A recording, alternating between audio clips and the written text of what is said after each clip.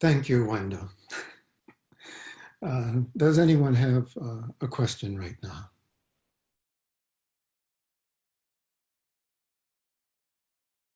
Keep trying. Don't be discouraged. Sometimes people don't want help. Sometimes they may feel that what you're saying really isn't helpful for whatever reason, even though you might be saying something that for another person would be absolutely fitting and very helpful and wonderful. So please don't be discouraged and lose your helping mind. Keep your helping mind. So if we pay careful attention to people, um, we, by natural human instinct, know when they might need some help.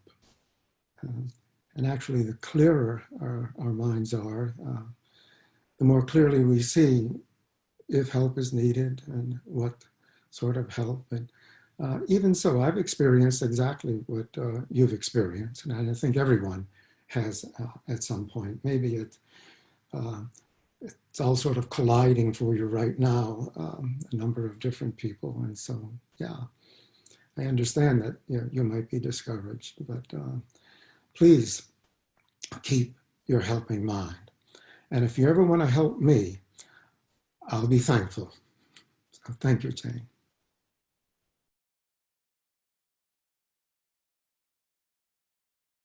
Explain, Jennifer is referring to a talk, actually answering a question this morning by Zen Master Barbara Rhodes, who's the guiding teacher of the Quantum School of Zen. And she was on a panel of three at the Whole World as a Single Flower conference.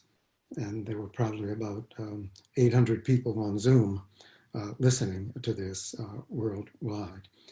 So the topic of the panel was kong-ans, actually. And each of the three teachers gave a talk on what kong-an practice is in daily life. Actually, that was the precise theme. Kong-an practice, in daily life. So one of the questions was the one that Jennifer referred to, and it has something to do with what Jane was talking about also.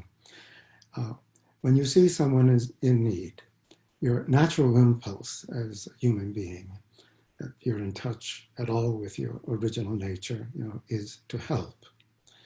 And these days, we can be overwhelmed by the need for us to help other people, depending especially on our profession. So all of the helping professions, all of the medical professions, therapists, and teachers especially find themselves in that difficult situation.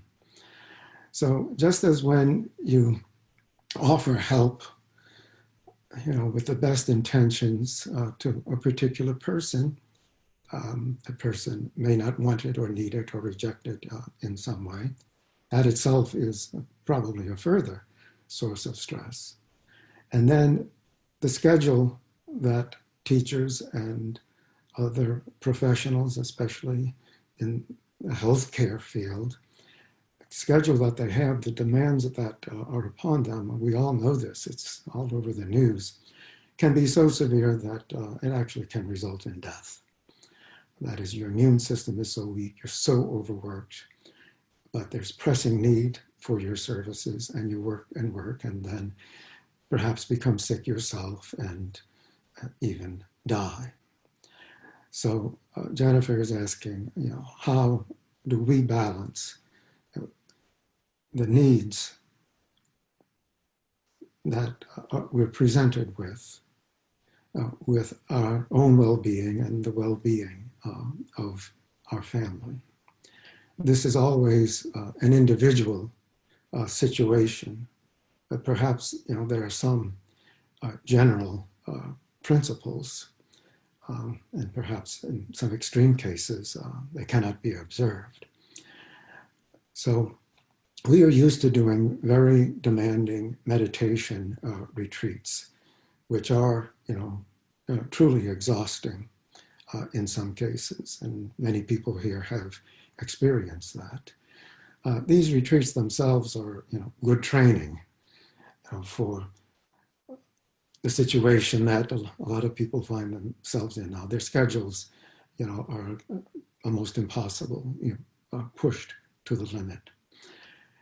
If it's possible to make time, during your demanding schedule for rest and recuperation, a part of which can be Zen meditation. I don't mean, strong practice and doing retreats, but simple meditation, especially paying close attention to the breath, chanting, and prostrations. These are all strengthening. They all provide release from stress, and our center will become stronger, and we're better able to endure the needs that we're facing. That's very general advice. And I'm in no position to give any specific advice to anyone. There are very few demands upon me these days. I'm not in the teaching profession anymore. My health is such that I have to be really fairly strictly quarantined. So I don't have much interaction in person with people. And so, I have Zen practice to attend to, and my immediate family, which is to say my wife, Judy, and not much else. But I do sympathize deeply, with people who are in much more stressful situations. So please do what you can, to keep your energy intact, and your ability to help, to function. And I do think that regular meditation practice, even if it's just 5 minutes a day, can be very helpful. It's what we do. So thank you for your question, Jennifer. Are there any other questions?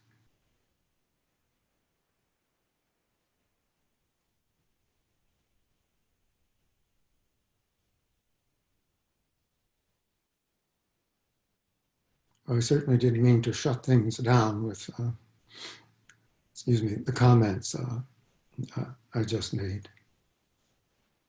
As I said, the topic of the panel this morning was kong-an practice in everyday life. I think the main thrust of the panelists' remarks were that every day we're presented with situations which are kong-ans for us. These seemingly insoluble questions.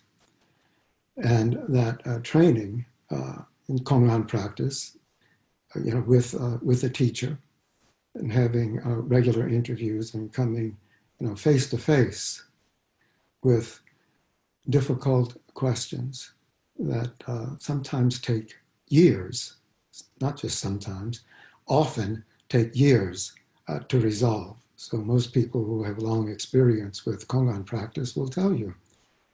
And I've told students, student will say, I've been working on this kong-an for 2 years. I say, yeah, well, I worked on it for 10 years. So be patient with yourself and keep trying. Have faith, which is not a word we use much in Zen practice. If we have faith in our true selves, not in Buddha, not in some deity. We don't practice this sort of devotional Buddhism, really, where Amitabha will save us and transport us to a pure land at death. Not that that's a bad practice at all, but it's not our practice. So believe in your true self. And through practice, your true self can become stronger and stronger. And we all need more strength, and that's become more obvious to us these days than it has at any time in my life, at any rate.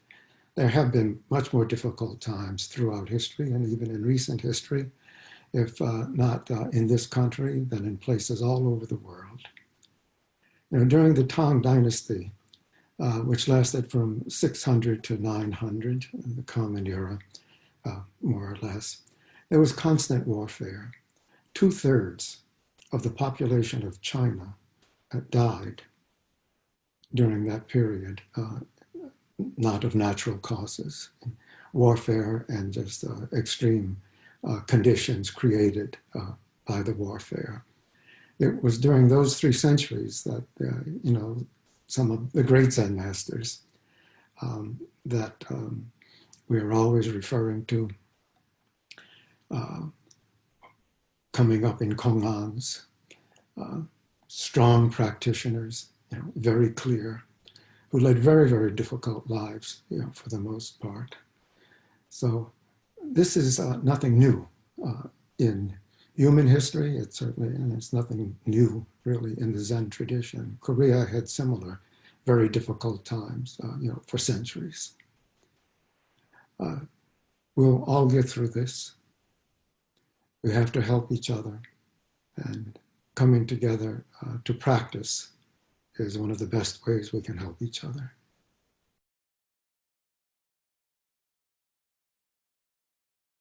The earliest statement, you might say, that's been made into a kong-an would be the 6 Patriarchs poem,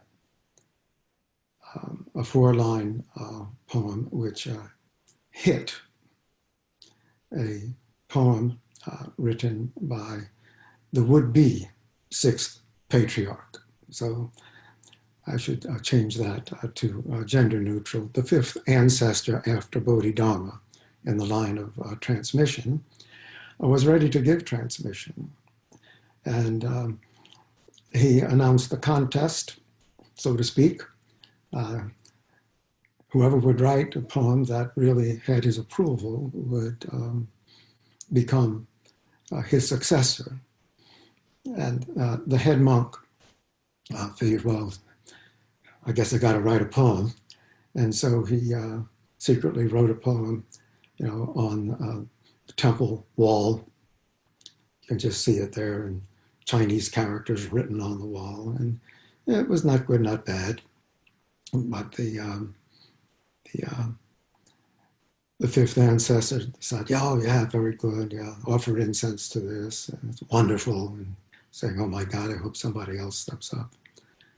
And so Huineng, who had been pounding rice in the monastery kitchen ever since he arrived, heard about this.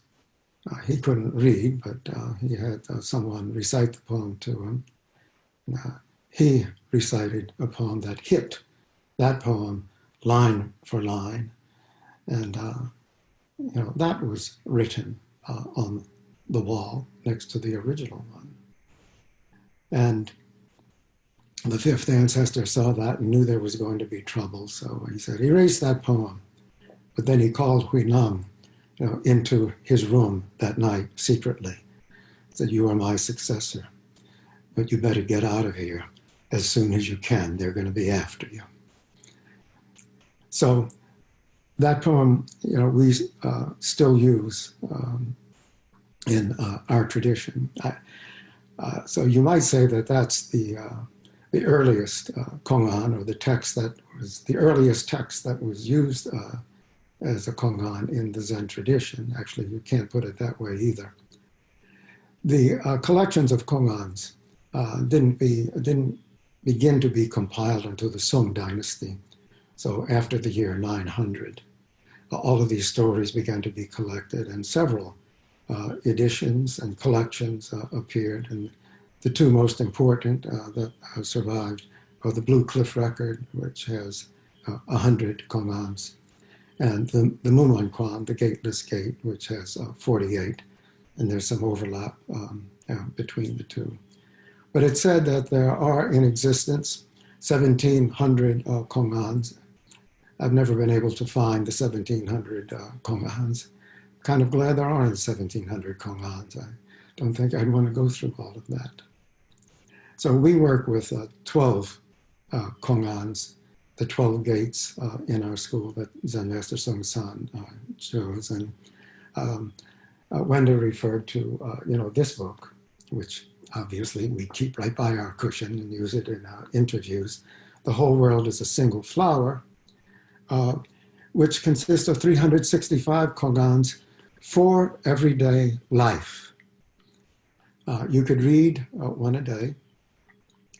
Most of the kong-ans are from the Zen tradition. Probably some of those 1700 kong-ans are in here. But he also has kong-ans based on quotes from the Tao Te Ching, a Taoist text. Zen Master Sun San was fond of saying, Buddhism and Taoism get married, have a baby, Zen. So there's a strong Taoist strain in our tradition, and it's so strong that you can actually make a few verses of the Tao Te Ching into a kong-an. But also, he includes poems written by a German mystic in the 17th or 16th century. Silesius is the name he goes by. And so, and Zen Master Sun San used to lead retreats at Gethsemane Abbey for a long time. And so he's made Christian mystical poems into kong-ans also. Anything can actually be made into a kong-an. So the panel this morning was discussing kong-ans in everyday life, and I don't know how I would sum up the panel, but I'm going to conclude by saying that every moment of your life is a kong-an. So you must pass these moment-to-moment kong-ans, and our practice is good training for that. So thank you very much for coming.